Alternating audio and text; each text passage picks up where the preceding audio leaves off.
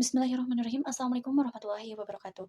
Halo semuanya, kembali lagi bersama saya Anisyawati, Prodi Pendidikan Fisika, mata kuliah Etika Islam, dengan NPM 24067125004. Pada minggu kemarin, kita telah mempelajari tentang perbedaan antara etika, adab, dan akhlak. Nah, pada kesempatan kali ini, kita akan mempelajari tentang etika berkomunikasi, berbahasa dengan orang tua, guru, dan sesama. Yang pertama, apa itu etika komunikasi? Etika komunikasi adalah tata cara atau pedoman moral dalam menyampaikan pesan, baik secara lisan maupun tulisan, agar komunikasi berlangsung dengan hormat, sopan, dan tidak merugikan orang lain. Dengan kata lain, etika komunikasi mengatur bagaimana kita berbicara, mendengarkan, dan merespon orang lain dengan cara yang baik dan sesuai norma. Dalam Islam, konteks komunikasi yang baik termasuk bagian dari akhlak terpuji, sebagaimana firman Allah dalam Quran Surah Al-Baqarah ayat 83. Wa qulu linnasi husna, dan ucapkanlah kata-kata yang baik kepada manusia. Menurut Muiz, Al-Quran telah menampilkan prinsip yang terkandung dalam ayat-ayatnya. Adapun ayat yang menjadi landasan prinsip dalam komunikasi itu adalah: pertama, perkataan yang benar atau kaulan sadidan. Hal ini sesuai dalam firman Allah, Quran Surah An-Nisa ayat 9, yang artinya, dan hendaklah takut kepada Allah orang-orang yang seandainya meninggalkan di belakang mereka anak-anak yang lemah, yang mereka khawatir terhadap kesejahteraan mereka. Oleh sebab itu, hendaknya mereka bertakwa kepada Allah, dan hendaklah mereka mengucapkan perkataan yang benar.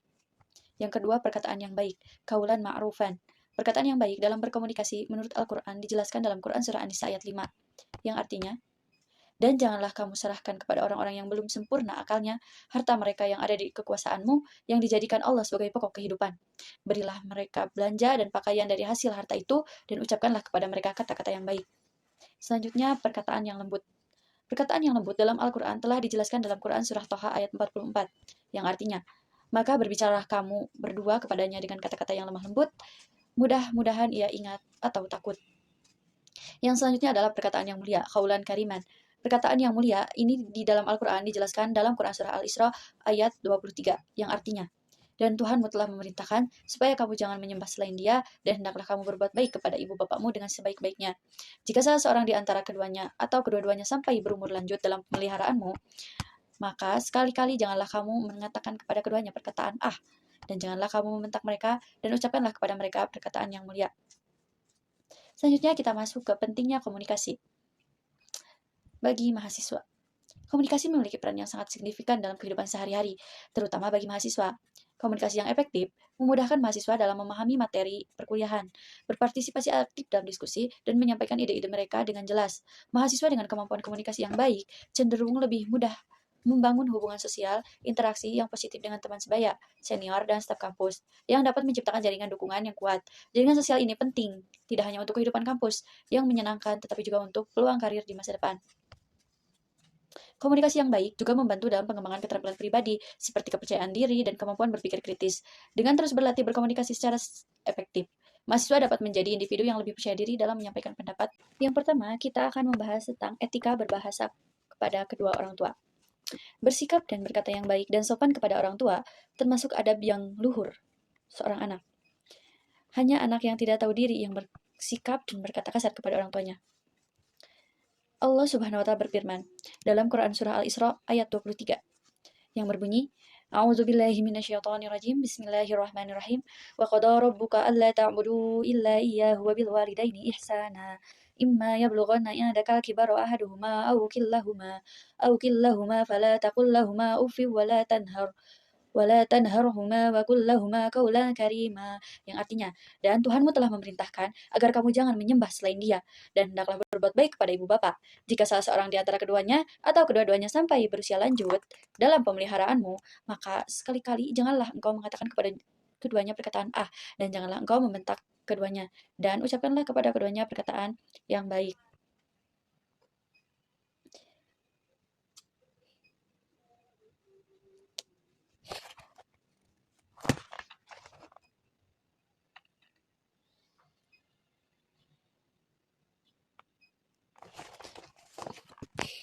Seorang tabi'in, Muhammad bin Sirin, terkenal sangat bagus adabnya kepada orang tuanya.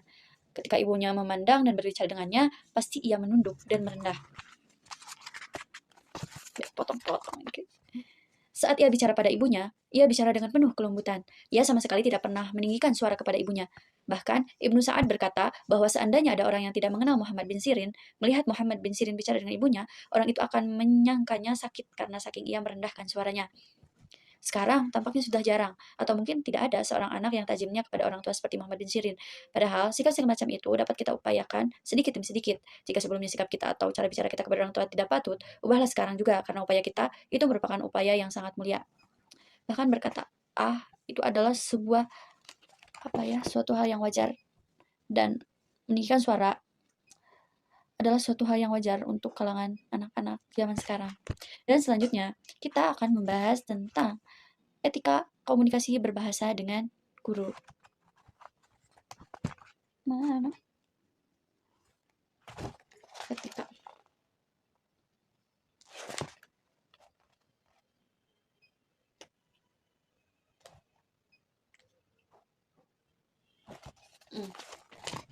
Di depan guru, kita selayaknya jangan berbicara sembarangan. Sebelum berbicara, hendaknya dipikir terlebih dahulu.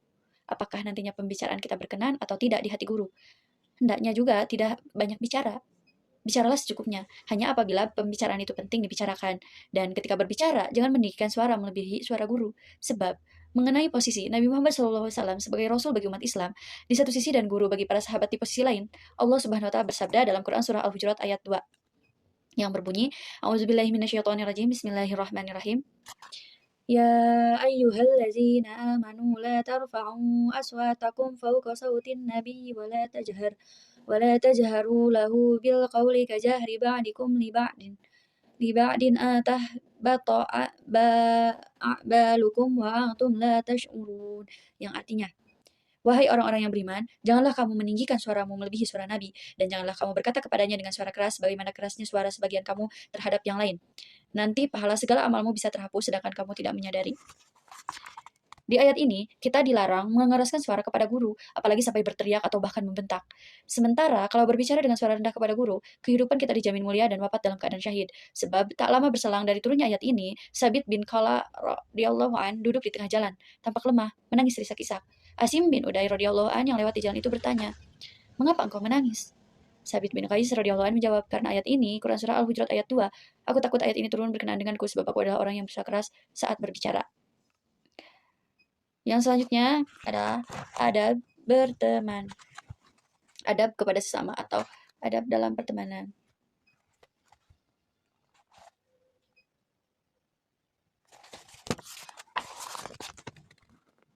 Sebagai sesama umat muslim, kita sudah patutnya tidak saling mencaci maki, menghujat, dan menyakiti. Tidak berkubu-kubu, dan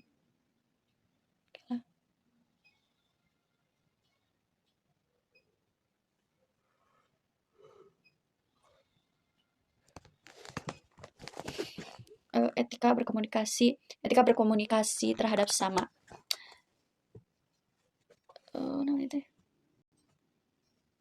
Sebagai sesama umat muslim, sudah sepatutnya kita tidak saling mencaci maki dan saling menyakiti siapapun mereka dan apapun organisasinya. Nabi Muhammad SAW bersabda dalam Quran Surah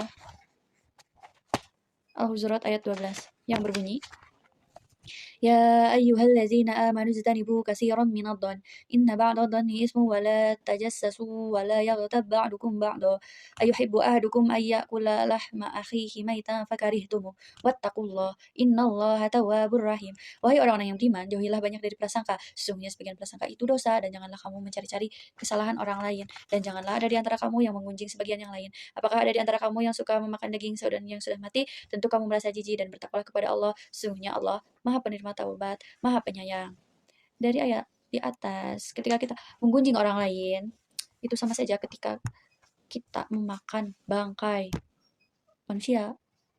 Terus, jangan memerangi satu sama lain. Sebagai sesama umat muslim, kita tidak boleh memanggil teman dengan sebutan nama hewan, nama orang tua, dan nama berdasarkan fisik.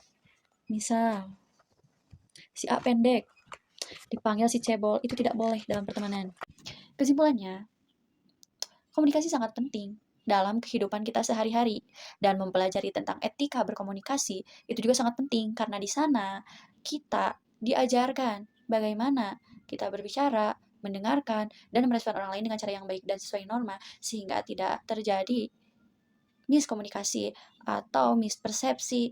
Terus kita juga dengan mempelajari etika komunikasi, kita bisa berkomunikasi dengan baik dan benar, sehingga tercipta kehidupan yang aman, damai, dan nyaman. Sekian, billahi taufiq wal hidayah. Wassalamualaikum warahmatullahi wabarakatuh.